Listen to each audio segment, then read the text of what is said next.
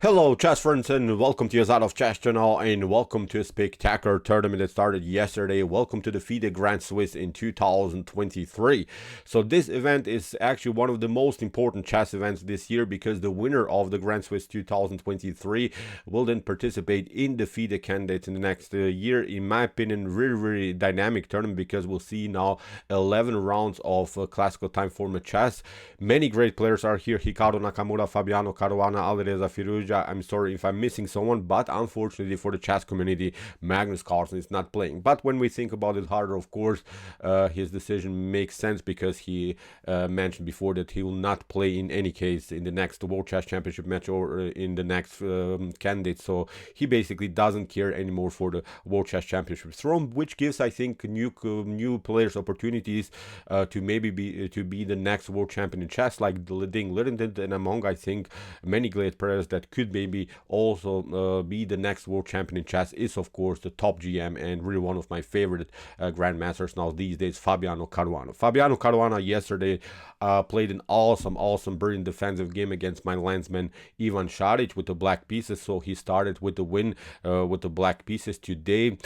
He played against the dark horse Hans Moke Niemann. Hans can always play a dynamic game. I think Hans can always surprise you. Hans can basically beat anyone, but Hans can also lose against anyone. So he is always on the edge somewhere. But of course, we like, Hans Moke Niemann's games because he's a very dynamic player. And today he faced again against Fabiano Caruana. So in my opinion, so far one of the most spectacular games from this super event. So let's see now what happened in the round 2 of the Grand Swiss 2023. Fabiano Caruana against Hans Moke Niemann. So with the white pieces, Fabi opened with the move e4. Hans' response was e5. We have knight to f3, and after knight to c6, bishop to b5, we have the Ruy Lopez. The Spanish game is on the board. We have knight to f6, the Berlin defense, and after move d3, playing the solid structure here in the center of the board. Usually, of course, black continues with this move, bishop to c5. Get simply the bishop out on the most active square. We have bishop to c6. Now, very often play the line in the Berlin defense, simply trading off, creating, of course, the messed up pawn structure here, creating some structural weaknesses in black's position. But, of course, the downside for white in these types of positions and these types of structures is that black is simply continuing the game with the dynamic bishop pair. We have h3, prophylactic move, not allowing here bishop to g4, then of course pinning the knight on f3. We have knight to d7, also standard line, and now knight to c3. Kingside castling, we have bishop to e3 by Fabiano Caruana, pardon me. What should black do? Here, I think even the best way is to proceed with bishop to e3, and after something like, I don't know, f takes e3, then you play simply f6. Then you try, I don't know, rook to e8, knight to f8, then knight to e6, and slowly maybe even building a very dynamic attack against the d3, c2, e4 structure. This could be, I think, a decent preparation. Also, then placing the bishop on e6. So the next couple of moves, I think, after bishop to e3 would be very easy for black to find. Maybe slightly better approach. I'm a more fan of this line, bishop to e3, but after bishop to e3 here, Hans Moke Niemann played bishop to d6, stayed with the bishop pair on the board, but we have to say the bishop on d6 is not on the optimal square. It's, of course, just a part of the pawn chain, so it's really not a good piece so far. So after bishop to d6, kingside castling by Fabi, we have rook to e8 by Hans Moke Niemann, and now knight to d2.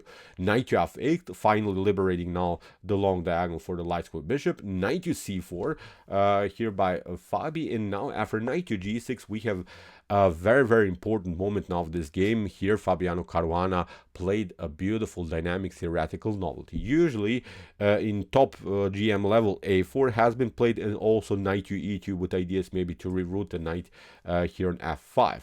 And here Fabi, I think, makes a huge decision, because he's opening up now the center while he's not having the bishop pair on the board. So he's basically inviting here Hans Moke Niemann into a more dynamic game with the move d4. Really interesting line. Theoretical novelty has never been played so far in chess history. Really interesting approach. As I said, also by Fabiano Caruana, for instance, there is a game in the database against Aronian. He played a4. As I said, here basically in these positions, then white is trying after bishop to e6 to fix the structure here on light squares, competing somehow against the light square bishop. But here with move d4, as we said, very, very interesting approach. And I think here Hans didn't react correctly immediately. When you have the bishop pair on the board, I think it's the most important thing is to keep dynamics, to be aggressive, to be on the attacking side. And the only good attacking move here is actually queen to h4. This would be then very, very, I think now finally an open battle between these two top gents. I think here Hans had a decent chance to create at least some kind of a dynamic play. Look what would have happened. This wasn't played in the game. In the game, bishop to e6 by Hans was played. But as I said, queen to h4 would be very interesting, because after something like maybe d takes e5, then we play knight to e5. What should you do? If you play here knight to e5, then we simply pick up also the knight. You cannot play f4 because of bishop to c3 followed with rook takes e4. So here after move knight to e5, you would be forced then to play knight to d6, simply getting rid of this bishop. But now after c takes d6, actually the problem is you cannot pick up the pawn on d6 because you get this one. Look at this, bishop to h3, g takes h3, and now even rook to e6, rook to g6 is working, knight to f3 and similar stuff.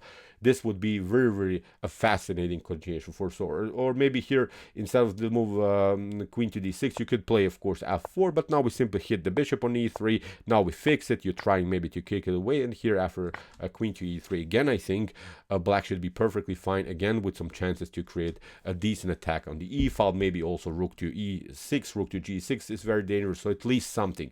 And it really surprised me that a dynamic player like Moke Niemann didn't play this queen to a5 line. This would be much, much more powerful.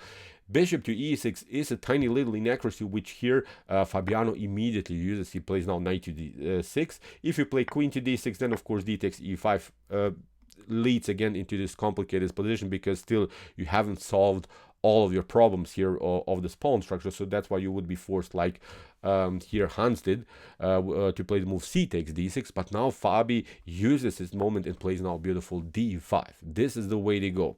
After c takes d5, knight to d5, we have now a similar structure like in the Najdorf Sicilian, where you have this d6 backward pawn weakness, but also the weak square on d5. And you see now, I think here Fabi tricked a little bit Moke Niemann into his preparation, maybe, because this is nothing spectacular. I will not say that maybe Hans made huge inaccuracies, mistakes, or blunders or something, but from a positional point of view, I think White keeps the attacking flow. There is always this weakness on d6. White doesn't have so many weaknesses, so it's now very, very uncomfortable game to play. Although the engine gives you only slightly edge, maybe for White, but for a human eye, I think we would love to play this position from White's perspective for sure. So queen to d7 by Hans. We have here queen to d3, and again maybe a tiny little inaccuracy here by Hans. Again, he didn't play dynamic chess, which was really a huge surprise for me, because we used to see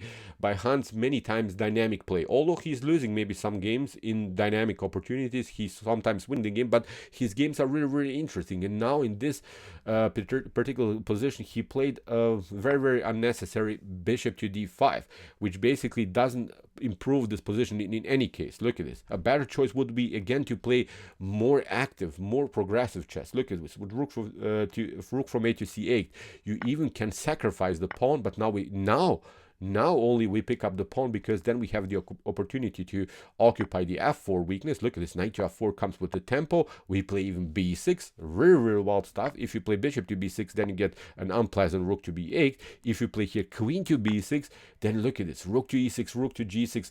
Again, a dynamic opportunity here around the square g2. So I think both of these times, Moke Niemann missed really dynamic opportunities in the continuation of the game. He played bishop to d5, and after queen to d5, nothing dramatically changes in the position. Still d6 weak, still weak square d5 here in black's position. Okay, you can play knight to e7. Knight to f4 would not be good. Then we simply play queen to b3, followed with rook to d1. Here with the move knight to e7, Hans tried to battle somehow, but Fabi simply retreats. Okay, you can improve the position, but now Fabi simply occupies the d file, and there is also a certain problem that we have now maybe in the next couple moves a potential bishop versus knight chess endgame, in which the bishop should be always better because the position is stretched, the pawns are on both sides, and the position as a long range piece is always much better in this types of position. It's not a blocked out position. Usually you want to have a knight when the position is blocked out, when there is no pawn mobility. Here after rook to d1, here rook to d8 by Hans, queen to e2 by Fabi, competing here again on the d file, and now queen to g4, also maybe attacking here the weak square g6, g7. And here Hans Moke Niemann plays, I think, the crucial mistake, which becomes simply now a one-way ticket in White's favor. Hans played the unnecessary queen to a6, simply gets disconnected from the rook on d8. The queen was very important to connect everything here. A better choice is maybe to play queen to c7. At least you're covering the 7th rank, but you also keep your queen connected to the rook on d8. Here after move queen to a6, Fabi says thank you, I'll simply battle now, and again you could maybe try queen to a5, but again it would be a little bit too slow, because now finally I think White could simply take out now the pawn on a7. So here after rook to d1, Hans retreated, but now as I said, Fabi occupies the 7th rank, I think, in top GM level. This is simply game over here for Black. Of course, Hans is trying to battle, queen to f3, hitting the weak pawn on f7, here queen to a2, but now of course b3, beautiful locking move, not allowing this queen to be connected to the pawn. Here knight to h8 has to be played by Hans. Look at this strange square for the knight is out of game. Now here queen to b7 hits the rook, rook to e8, queen to c6 by Fabi. Now we have h6, and now rook takes a7, so the position is collapsing now for Black.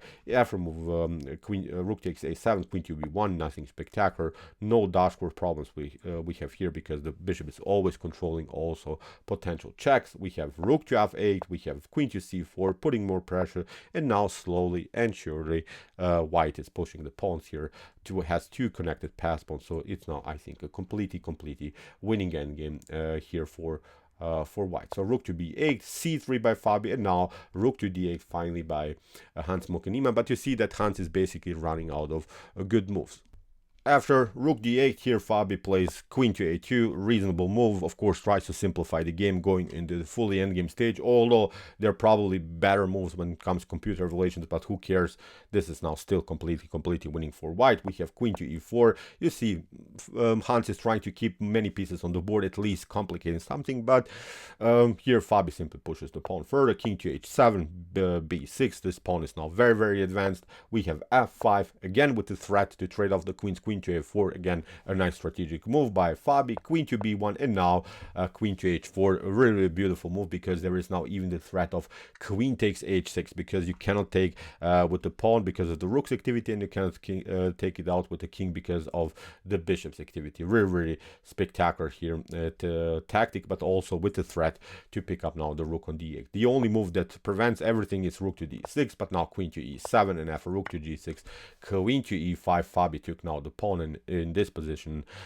Here Hans Moke Niemann resigned. So obviously there's nothing that can be done. These pawns are unstoppable. The position is messed up. This knight is cornered. Really brilliant positional play here by Fabiano Caruana. So Fabi is now in top shape. I think with this win he has again a rating above 2,800 rating points. This is really epic. I think if Fabi continues to play like this, he will win this event for sure, and he could be maybe even the really the favorite in the candidates in the next year. He can be maybe also maybe the next world champion in chess. I always considered Fabiano Caruana to be always the second best player after Magnus Carlsen. Magnus Carlsen is of course still the strongest player in the world, but Fabi was always the number 2 for me. Now he can become maybe the number 1 because Magnus is not playing anymore in this important event. So very spectacular win here by Fabiano Caruana. So okay, I hope that you enjoyed this game. I really enjoyed a lot. Interesting ideas of the Ruy Lopez Burn defense. If you want to see some other common chess games, here on my YouTube chess channel, check out our coverage so far. Here's the link of our playlist, and if you like this content, don't forget to subscribe to my channel. See you soon with some more videos, and what do we say in the end? Chess is the best, of course.